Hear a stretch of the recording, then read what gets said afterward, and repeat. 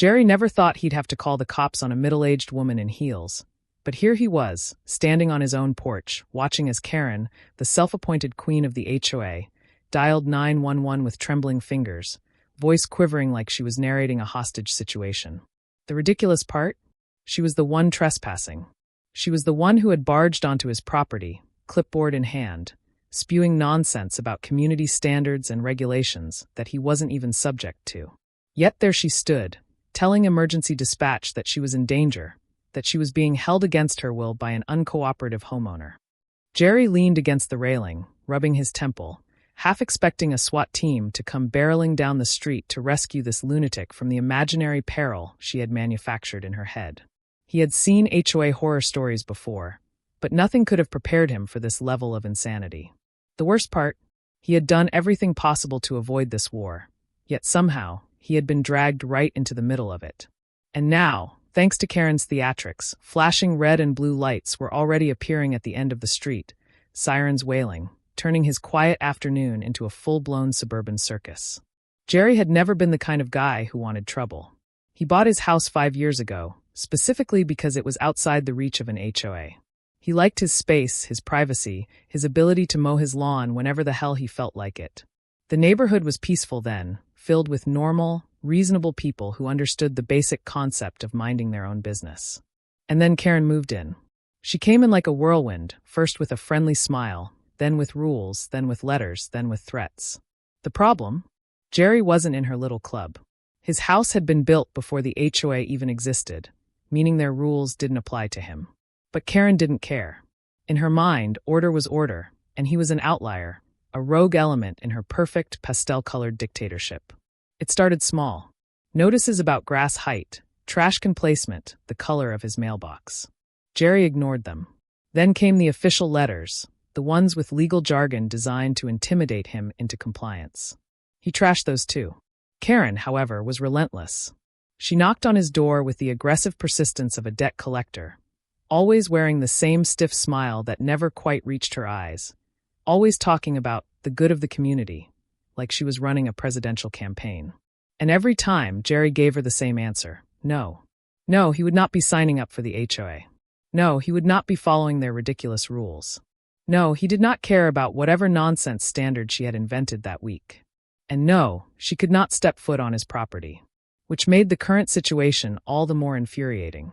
Karen had crossed the line, literally. That morning, Jerry had been enjoying his coffee on the back patio, feet up, soaking in the rare moment of peace, when he heard the creak of his front gate. He knew that sound. It meant someone was on his property, and given the fact that he hadn't invited anyone over, that left only one possibility. By the time he got to the front porch, there she was, clipboard in one hand, a tape measure in the other, examining his fence like she was conducting a home inspection. It took him a second to process the audacity of it all. Karen was standing on his property, uninvited, measuring his damn fence. His fence.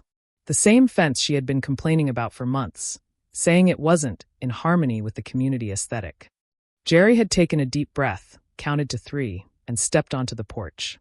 Karen, ever the professional, barely looked up, too busy scribbling something onto her clipboard. "Afternoon, Jerry," she had said like she was greeting an old friend. He had stared at her, dumbfounded, before gesturing vaguely toward the ground. "You do realize you're trespassing, right?"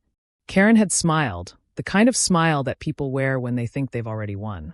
"Oh, I'm just conducting an inspection," she had replied airily. "We've received multiple complaints about the state of your property, and since you've failed to submit a compliance plan, the HOA has to step in." Jerry had let out a short laugh, because what else was there to do? "You're serious?" "Dead serious," she had replied, not missing a beat. Jerry had taken a step forward, voice firm. "Get off my property, Karen." Her smile had faltered, just for a second, but she had quickly recovered. "Jerry, there's no need to be hostile. We're just trying to keep the neighborhood in top shape." That was the moment his patience snapped. He had pointed to the gate. "Leave. Now." And then, to his utter disbelief, Karen had pulled out her phone and started dialing. Which led them to this exact moment, Karen standing on his porch, spinning a tale of victimhood to the 911 dispatcher, while Jerry stood there, trying to decide if he should laugh or start preparing a legal defense for whatever nonsense she was trying to pull. "Yes, he's being aggressive," she was saying, voice trembling like she was reading from a script. He won't let me leave. Jerry threw his hands in the air. Are you kidding me? You walked in here yourself. Karen turned slightly away, as if shielding herself from an invisible attack. Please send officers as soon as possible. I don't feel safe. Jerry stared at her, completely in awe of the performance. He had seen bad acting before, but this deserved an award. His phone was already out, camera recording, because there was no way he was letting her get away with this. The internet was going to love this one. Hey everyone, he said, making sure the camera had a good view of Karen standing comfortably on his porch. This is my neighbor, Karen. She called the cops because I won't let her trespass on my property. She's making up a story about me being aggressive. Let's see how this plays out, shall we? The second Karen noticed the camera, her face twitched. For a brief moment, the mask slipped, replaced by something colder, sharper. But she quickly recovered, shifting back into her role of terrified homeowner under siege. The sirens were getting closer now, the flashing lights reflecting off the houses as the police cruiser pulled into the driveway. Karen's smug expression returned, like she had already won. They'll be here soon, she said, arms crossed. I hope you're ready to face the consequences of your actions. Jerry smirked, pocketing his phone. Oh, I'm more than ready, Karen. I just hope you are. Because something told him that this was about to backfire spectacularly. Jerry barely stifled a smirk as the police cruiser rolled to a stop in his driveway, the flashing lights casting red and blue shadows across Karen's smug face. She stood there, arms crossed, exuding the self-satisfaction of a queen who had just executed a peasant for stepping on her royal gardens. The way she had dialed 911, you'd think Jerry had chased her off his porch with a chainsaw instead of calmly telling her to leave. But now, standing just inches from the very property she had trespassed on, she had the audacity to act like she was the victim. The officers stepped out, one tall with a shaved head, the other a woman with sharp eyes that instantly took in the scene with the weariness of someone who had seen too much suburban nonsense in their career. Karen immediately sprang into action, rushing forward as if she had just escaped a hostage situation. Oh, thank goodness you're here. Officers, I was just conducting a routine HOA inspection when he became hostile and wouldn't let me leave, she said, voice trembling in a way that would have been more convincing if she wasn't standing comfortably on Jerry's porch, perfectly free to walk away at any time. He's in violation of multiple community regulations, and when I attempted to document the issues, he began yelling at me aggressively. I feared for my safety.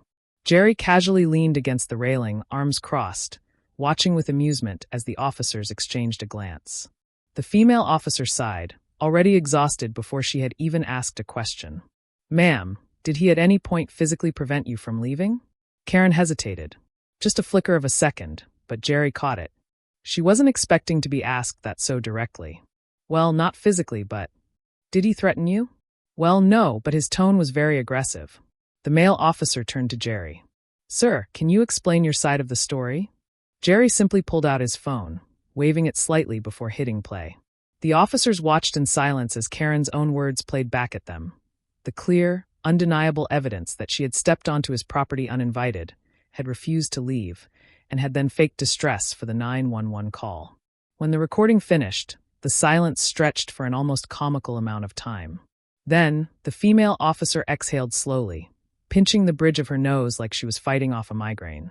Ma'am, do you realize that calling 911 under false pretenses is a misuse of emergency services? Karen's smug expression faltered. But this is an HOA matter. He refuses to comply. The association has jurisdiction over all properties in the community. The male officer shook his head. That's not how it works, ma'am. HOA rules do not override trespassing laws. Jerry could see it happening in real time. The moment Karen realized this wasn't going the way she had planned. That flicker of uncertainty, that tiny crack in her armor. But he has to follow the rules. He lives here, she argued, her voice taking on a desperate edge. The female officer's patience had clearly run out. Ma'am, you are trespassing. He has every right to refuse HOA inspections if he's not a member. And based on this video, you ignored his multiple warnings to leave.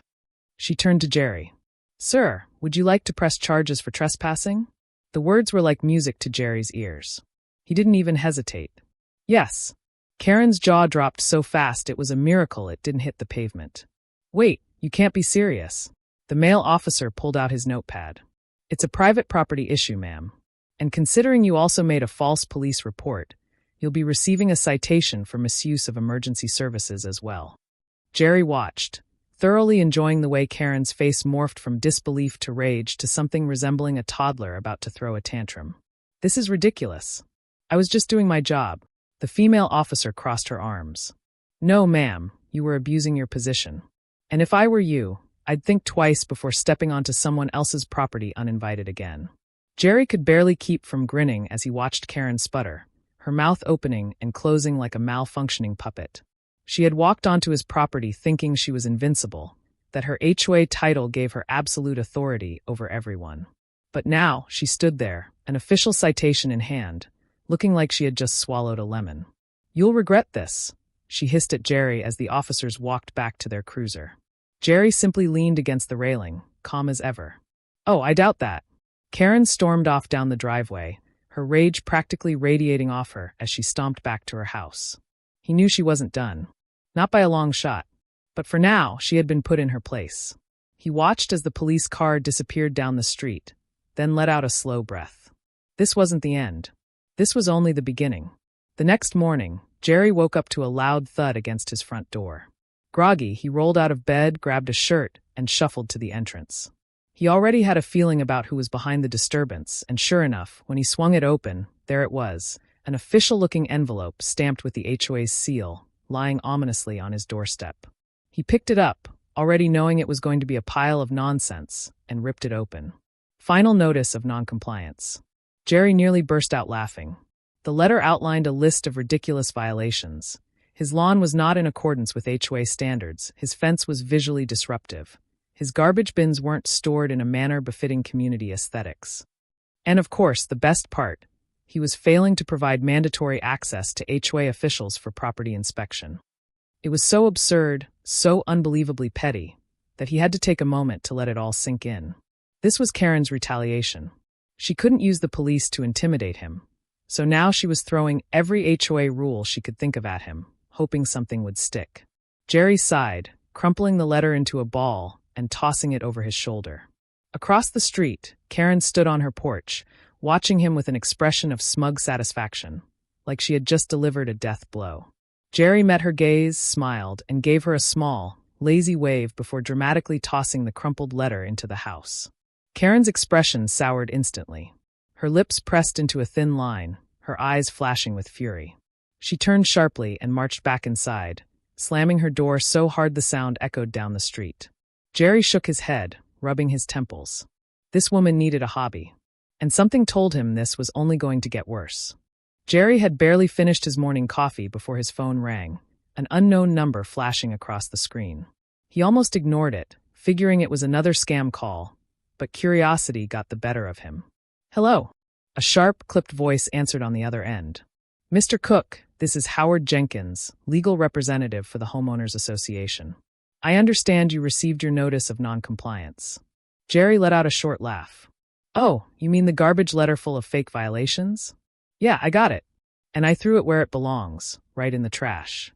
There was a brief pause on the other end, the kind that came from someone realizing their usual intimidation tactics weren't going to work. "Sir, this is a serious matter. The HOA has standards, and as a homeowner in this community, you are legally required to adhere to them." Jerry rolled his eyes. "Yeah, see, that's where you and your little HOA mafia are mistaken. I am not a member of your precious organization. My house was here before the HOA even existed. I never signed any agreement, never paid a single HOA fee, and legally, you have no jurisdiction over my property." Jenkins cleared his throat, his voice still trying to sound professional, but laced with frustration. "That is a matter of interpretation." Jerry smirked. "No, that's a matter of law. And I promise you, if you try any legal action, I'll have a real lawyer bury you in court so fast your HOA board will be looking for a new attorney by next week." Another pause. Then Jenkins let out a slow breath. "We would prefer to resolve this amicably."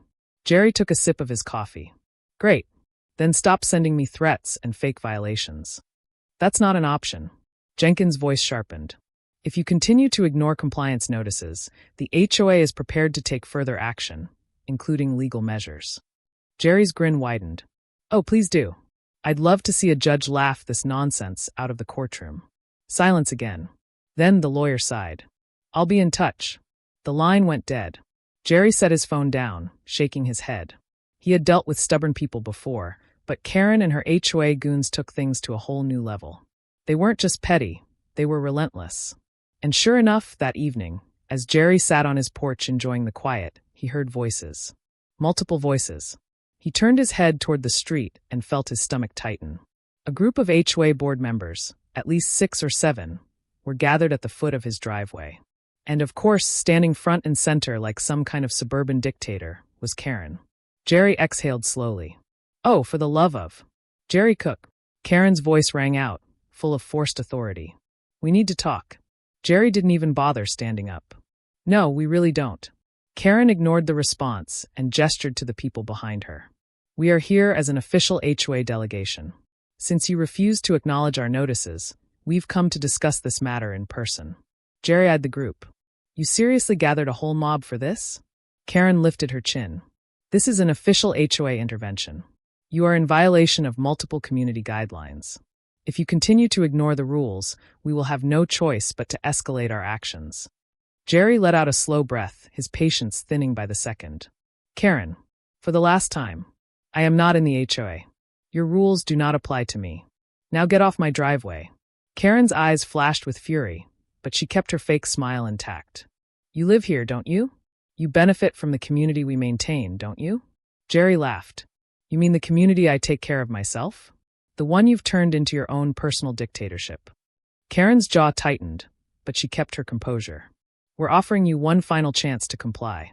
If you refuse, we will have no choice but to file an official lawsuit."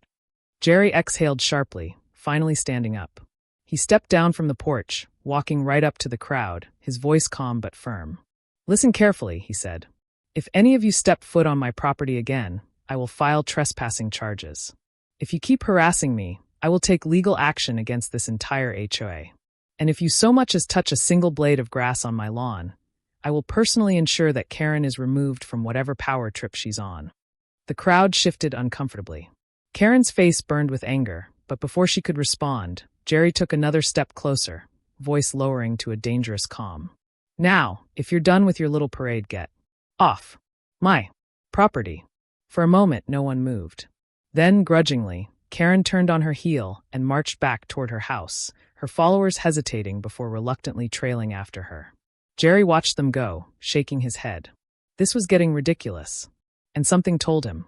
Karen wasn't finished yet. The next morning, Jerry stepped outside to grab the mail, and immediately, his eyes landed on something new in his yard. A large, official-looking sign was staked into his lawn. "Property under HOA review, violations pending." Jerry's jaw clenched. This woman. He yanked the sign out of the ground and flipped it over, searching for any indication of who had placed it there. But he already knew. As he turned, he spotted movement across the street. Karen, standing at her window, watching. Jerry smirked, holding up the sign like a trophy. Then, with exaggerated slowness, he ripped it in half and tossed the pieces into his garbage bin. Karen's shadow disappeared behind the curtain immediately. Good. But Jerry knew this wasn't over. If she was willing to go this far, she was planning something bigger. And he didn't have to wait long to find out what. That afternoon, as Jerry worked in his garage, he heard a vehicle pulling up to his driveway. Expecting another HOA lackey, he wiped his hands on a rag and stepped outside. But what he saw made his stomach drop. A tow truck. And behind it, a marked HOA enforcement SUV. 2 men in uniform, contracted security guards, stepped out, followed by a man in a button-up shirt, clipboard in hand. Jerry's eyes narrowed. This wasn't a complaint. This was an eviction crew. The man in the button-up, someone Jerry had never seen before, stepped forward, looking down at his clipboard. "Mr. Cook." Jerry didn't answer. He crossed his arms and stared him down. The man glanced up, smiling like he was doing Jerry a favor. "We're here on behalf of the Homeowners Association to enforce a property lien due to unpaid HOA fees and multiple violations. Since you've been unresponsive to requests for compliance, we are now seizing unauthorized vehicles and preparing for potential property forfeiture proceedings." Jerry's blood ran cold. This was illegal. They had no authority over him. His voice was dangerously calm. "You have exactly 10 seconds to explain why the hell you think you can tow anything off my property." The man smiled, fake as ever. "Sir, per HOA jurisdiction, Jerry pulled out his phone and dialed 911 right in front of them. The man's smile vanished. Yeah, hi. I'd like to report an attempted vehicle theft and illegal trespassing on private property. The man paled. The tow truck driver, clearly just a guy hired for a job, immediately backed up toward his truck, shaking his head. Look, man, I don't know what this is. I was just told to be here. Jerry raised an eyebrow. Then I suggest you leave. And for the first time since this war started. Karen's plan had completely backfired. Jerry stood his ground, phone still pressed to his ear, watching as the so-called HOA enforcement crew started realizing just how deep they had dug themselves into this mess. The buttoned-up man, who moments ago had looked so confident in his clipboard and fake authority, was now sweating bullets as Jerry spoke calmly into the phone. Yes, officer. I have a tow truck here trying to illegally seize my vehicle based on a fraudulent property lien that doesn't exist. I have them all on video trespassing on my land.